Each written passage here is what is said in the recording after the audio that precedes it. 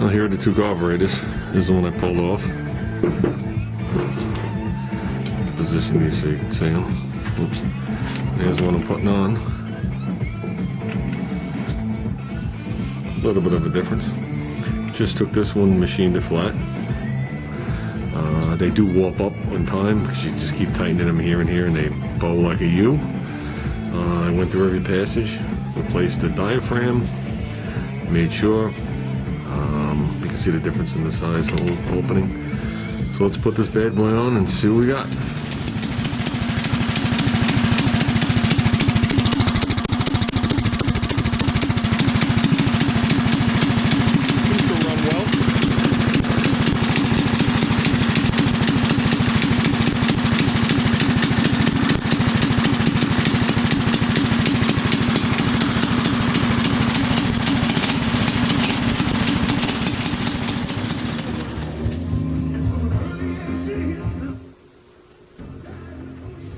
Okay, we're having a bad day.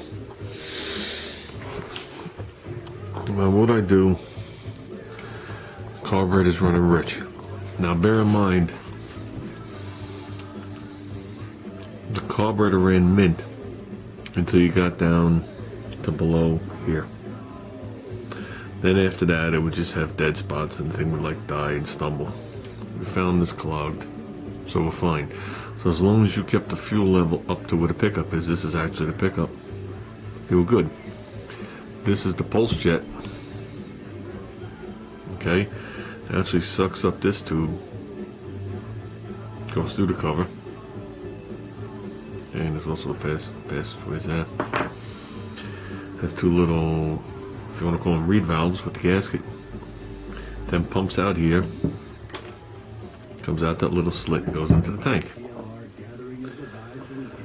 I had the fuel turned off, jet closed, and this thing was running and still running rich. The idle got all wacky, just off idle. I could barely get this thing to run. Fouling brand new plugs. Put it to the floor, it was like a rape date. So, the only thing I did on this thing is I cleaned out the tank. As we saw, I cleaned that. Put a new diaphragm gasket on, put it together. And we changed the header. So, you know it's got to be something in that combination. Well, needless to say, normally when you start one of these things up, they have some running issues when they're cold. You know what I mean? You got to keep it going and stuff like that. This thing ran absolutely positively mint cold. Then after you let it warm up, you start having problems. So, I swapped out the carburetor before I put the other carburetor on. I made sure all the passages were clear and put on another diaphragm that Junior got us. I haven't pulled that cover off yet either. That one ran absolutely positively mint when it was cold, then it started doing the same thing. But I will admit that carburetor is definitely faster with that bigger bore. This go-kart gets into scary speeds now. Now, what you saw the other day, it's even scarier than that. I didn't think it can go any faster, it does. So, sit and think about it. And I'm saying to myself, the only place this thing can get extra fuel is in this area here. And I pulled off the cover, and lo and behold, if you look at it, it's not even this side, but I'll lay it here anyway. You can see what the methanol did to it. You see how it turned it white everywhere the methanol was. Okay. Now look at the back side. I'm going to flip it upside down. See the methanol's flowing right across here. And this is the inside of the carburetor. This is right here. Whoops, right here. So, and this lower one right here, it gets pumped, it gets sucked in here and then blown back out here. So basically it was getting blown right back into the motor.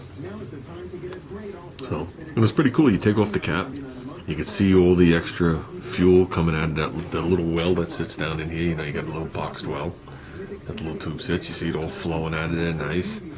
So you know the pump's working, even though I didn't think it was a pump problem. So I got a feeling if I pull off that other cover, we got the same issue. And I think it's the gaskets that Junior bought. See, here's the one that was in Darren's carburetor. I gotta look around for the one that was in here. We changed this thing once a while ago, but that thing was clogged, so it never worked anyway, so we never noticed the difference.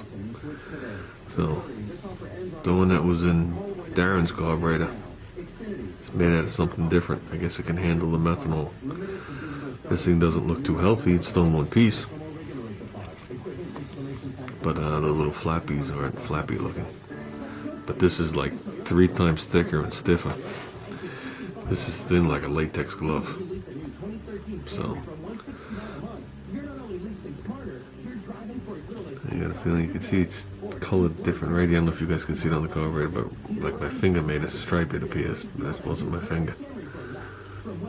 Right across here.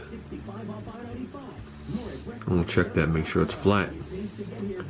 But I doubt that's the problem. This carburetor ran mint for 2 years. And I think we added the problem to this thing twice. Ain't that a kick in the ass?